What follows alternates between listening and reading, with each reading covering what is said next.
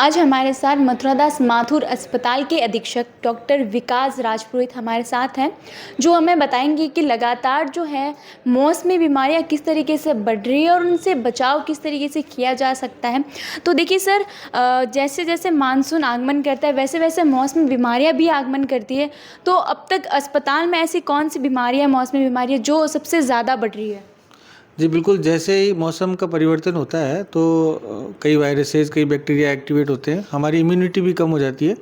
तो इस कारण मौसम परिवर्तन के साथ साथ बीमारियों का प्रकोप होता है। अभी अगर हम बात करें, जैसे रेनी सीज़न है या मानसून की बात करें, तो उसमें mostly common influenza viruses, flu viruses, सर्दी जुकाम एक तो एक्टिवेट होते हैं। उसके अलावा जो वाटर बोर्न डिजीज़ेज़ हैं, जैसे हेपेटाइटिस है, टाइफाइड है, कोलेरा है, लेप्टोस्पायरोसिस है, ये बीमारियां होती हैं। उसके अलावा जब बारिश का पानी इकट्ठा होने लग जाता है तो water borne disease, vector borne disease है, जैसे मच्छर से जो होती है, टिक से जो होती है, माइट से जो होती है, उसमें मलेरिया है, डेंगू है, चिकनगुनिया है, ये बीमारियों की संख्या में वृद्धि होती है। उसके अलावा चूँकि मॉइस्चर हो जाता है, नमी हो जाती है, तो स्किन के इन्फेक्शंस, फंगल इन्फेक्शंस भी काफ़ी संख्या में बढ़ जाते हैं। उसके अलावा जो किसान लोग काम करते हैं उनके स्नेक बाइट्स के केसेस बढ़ जाते हैं, क्योंकि जो स्नेक्स के जो बिल होते हैं उनके अंदर पानी चला जाता है तो वो सारे बाहर आ जाते हैं।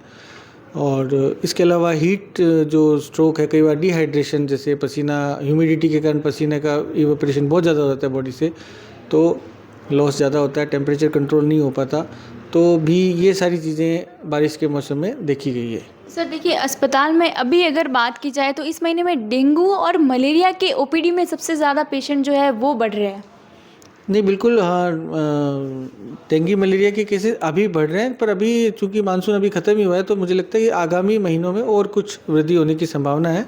अभी ज़्यादातर केसेस फ्लू लाइक इलनेसेस के और वाटर बोर्न डिजीज़ के ज़्यादा आ रहे हैं, जैसे टाइफाइड के ज़्यादा केसेस आ रहे हैं, हेपेटाइटिस के आ रहे हैं, ए और ई के, है ना, लेप्टोस्पायरोसिस का भी कुछ केसेस देखे गए हैं, और डेंगू मलेरिया भी है। कुछ एरियाज़ तो मलेरिया के एंडेमिक जोन्स हैं, जैसे हमारी जो माइंस वगैरह हैं, तो उनमें पानी लगातार इकट्ठा ही रहता है बहुत लंबे समय तक, तो उस पर बहुत काम चल रहा है। प्रशासन के स्तर पे भी रेगुलर स्प्रे वगैरह हो रहा है, उनको खाली भी कराए जा रहे हैं। अर्बन एरिया, रूरल एरिया में दोनों अलग अलग जगह काम करना होता है। जैसे हम अर्बन की बात करें तो लोगों के घर में छोटे छोटे पॉट्स हैं, कूलर्स हैं, उनको बोलते हैं कि खाली करवाएं। सीएमएचओ साहब के लेवल पे रेगुलर हाउस टू हाउस सर्वे भी चल रहे हैं, फॉगिंग भी चल रही है।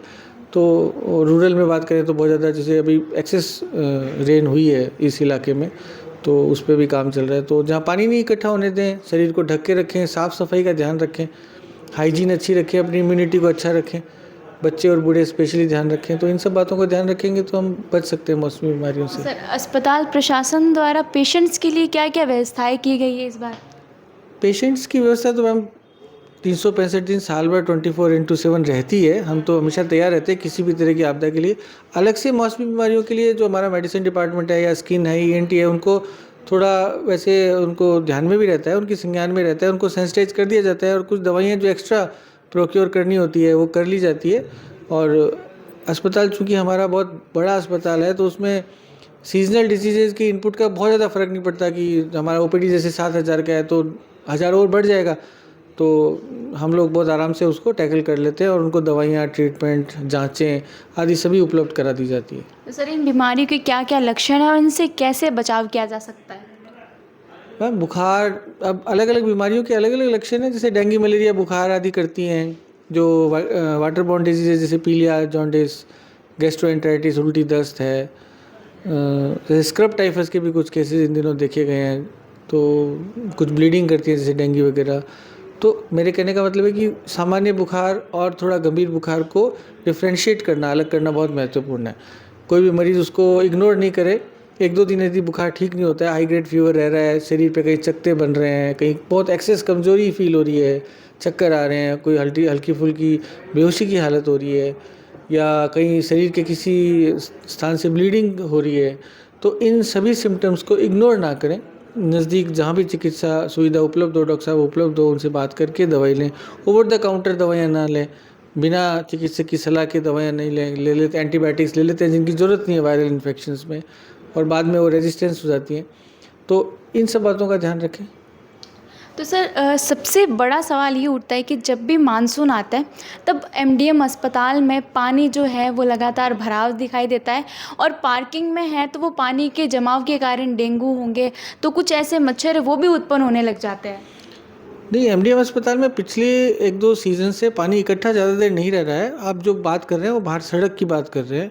हमारे अंदर पानी का निकास जो नाला निगम के द्वारा बना दिया गया था, उससे निकास तुरंत हो जाता है। घंटे 2 घंटे के लिए पानी आता है लेकिन वो निकल जाता है, और हम बिल्कुल उसको इकट्ठा रहने भी नहीं देते। रेगुलर अगर कोई हमने एक मड पंप भी खरीदा है जिससे हम इसको बाहर के नाले में डलवा देते हैं, और रेगुलर हमारी जो केयर टेकर की टीम है, जो साफ़ सफाई वाले की टीम है, उसको हम कहते हैं कि भाई कहीं जहाँ कभी पानी इकट्ठा हो रहा है वहाँ उसको डिस्पर्स कर दे, उसमें कोई तेल वेल डाल दे। और सीएमएचओ साहब के यहाँ से भी रेगुलर सर्वे होता रहता है। तो हमारे यहाँ तो वैसे नहीं है कोई पानी इकट्ठे होने की जगह। कुछ निर्माण कार्य चल रहे हैं तो वहाँ रेगुलर चल ही रहा है निर्माण कार्य, पीडब्ल्यूडी आरएसआरडीसी द्वारा। तो वो लोग जिम्मेवार हैं और वो लोग ध्यान भी रखते हैं इस चीज़ों का। तो देखिए आज हमारे साथ में डॉक्टर विकास राजपुरोहित है, तो उन्होंने बताया कि कौन सी अगर आपको नॉर्मल भी अगर बुखार आता है तो उन्हें अनदेखा ना करें, क्योंकि आपकी एक छोटी बीमारी कब आपकी बड़ी बीमारी का रूप ले वो कहा नहीं जा सकता। और कहीं ऐसी बीमारियां भी बताई हैं कि खांसी हो गया, बुखार हो गया, उन्हें नज़रअंदाज ना करें, आपकी नज़दीकी अस्पतालों में जाइए और उन्हें जल्द से जल्द उन बीमारियों का जो इलाज करवाइए। और ऐसे तमाम प्रकार की जानकारियों के लिए द खटक के साथ जुड़े रहिए।